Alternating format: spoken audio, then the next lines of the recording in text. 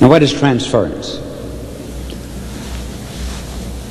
I'm sure many of you have seen that picture of a boy carrying another little boy on his back.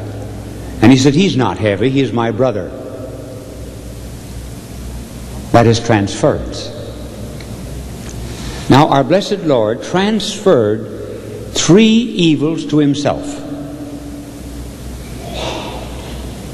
All the evils of the world can be reduced to 3. Physical evil, like pain.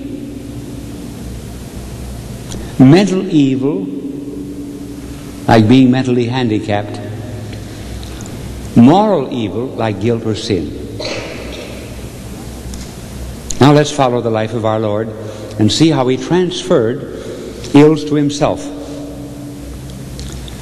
First of all, physical ills.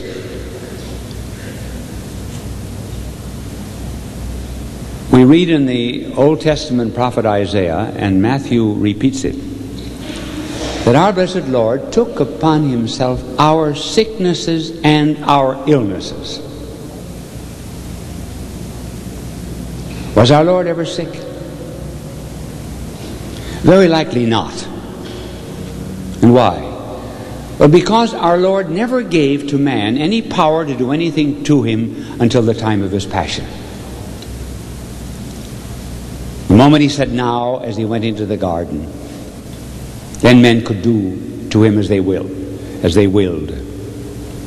But up until then, they tried to throw him over a hill. He walked through the midst of them. 3 times they attempted to stone him without effect. How then, if our Lord was never sick, could he take upon himself our sicknesses and our illnesses?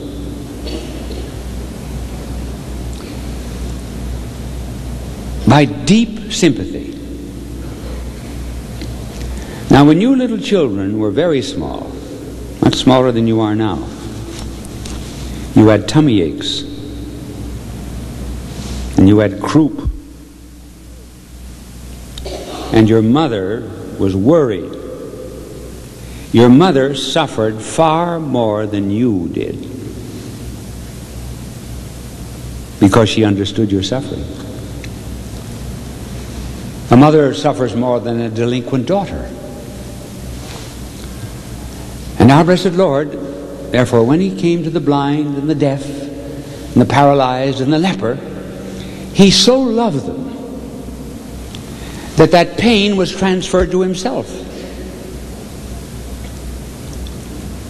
That is why we read that when our Lord cured the blind and the deaf, what did he do? He sighed. He wept. He groaned. All of these agonies he felt. I'm sure, for example, when our Lord cured the blind, that he felt the blindness of a Milton. When he healed the deaf and sighed, that he was sensitized to the deafness of a Beethoven. So our blessed Lord, therefore, transferred to himself all the pains that we could ever suffer, so that we would never say, God does not know what it is to suffer. And then, having overcome all of that in the resurrection, he gave us the example of being patient under trial. So our Lord, therefore, transferred to himself physical ills. Now let's go into mental ills. Mental ills would be mental retardation, doubt, atheism, deep sense of loneliness at having lost the faith, despair. All of these people have to be redeemed. And how could they be saved? Except by the Lord taking upon himself those effects of sin. And he did that at that moment when the sun was ashamed to shed its light upon the crime of deicide, and hid itself at high noon. And in the darkness, our blessed Lord uttered that cry, my God, why? All the whys that have ever been asked in the world, he took upon himself and uttered that cry, which is one of the verses of a psalm. But the end of the psalm ends in joy. Again to remind us that mental ills as well as physical ills can be borne in the light of the resurrection. And then he took upon himself moral ill or guilt. This was the principal reason for his coming. We owe a debt to God, a debt we cannot pay. Our Lord takes this debt upon himself. As a matter of fact, we deserve death because of sin. So our Lord takes death as a penalty upon himself. And he allowed, therefore, in the garden all the sins of the world to enter into his soul. I think all of the thefts of the world were put into his hands as if he were guilty. All the blasphemies of the world soiled his lips as if he had spoken them.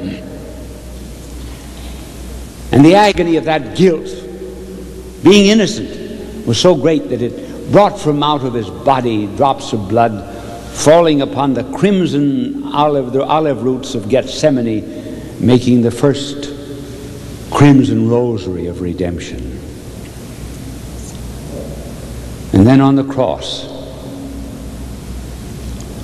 paying the ultimate debt of death. And how explain innocence taking upon himself our sin?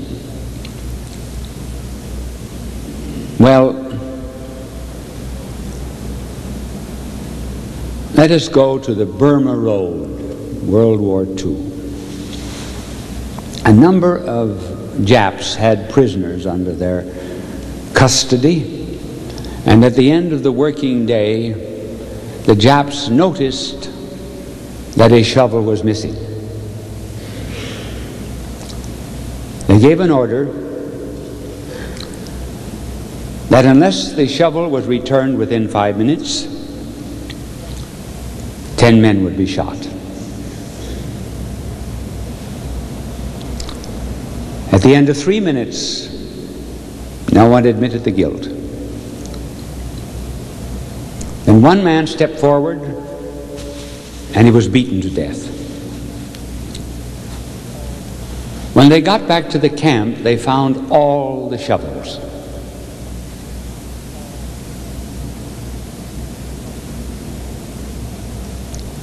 He had taken the burden upon himself, the accusation of theft upon himself, as if he were guilty, in order to save the others. Now that is what our blessed Lord did on the cross. That is why the crosses are very important in our lives. Then summing up now all that our Lord has said. What does the word keno? Do you know Greek? You do. What does the word kenosis, K-E-N-O-S-I-S, mean? What does it mean?